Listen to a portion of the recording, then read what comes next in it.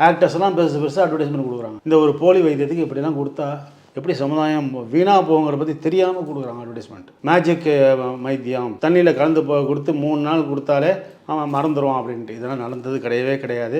இதை நாங்கள் Indian psychiatric அசோசியேஷனில் வலிமையாக நாங்கள் கண்டிக்கிறோம். இந்த மாதிரி போலி அட்வர்டைஸ்மெண்ட் கொடுத்து நோயாளிகளை கெடுக்காதீங்கன்னு சொல்லிட்டு. குடிக்கு நிறைய காரணங்கள் இருக்குது.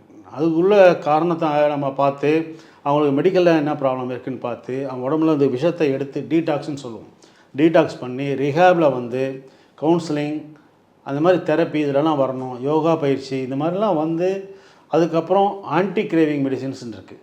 அது ஆன்டபியூஸ் ட்ரீட்மெண்ட்லாம் இருக்குது. அதெல்லாம் பண்ணி ஃபாலோ பண்ணி ரெகுலராக வந்தால் மட்டும்தான் ஒரு ப்ராசஸ் ஒரு ஆல்கஹாலுக்கு ட்ரீட் பண்ண முடியுமே ஒழிய இந்த மேஜிக் மருந்துனாலலாம் க்யூர் பண்ண முடியாது. சில பேர் சொல்லுவாங்க அந்த ஒரு மரம் இருக்குது, அந்த மரத்தில் போய் முடிச்சு போட்டு வந்துட்டா குடிக்க மாட்டாங்க அப்படின்ட்டு. அங்கே 1 லட்சம் இது தொங்குது, ஆனால் திரும்பி வந்து குடிச்சிட்டு. ஸோ இதெல்லாம் வந்து அப்ரூவ் பண்ணக்கூடிய ஒரு சிஸ்டம் கிடையாது.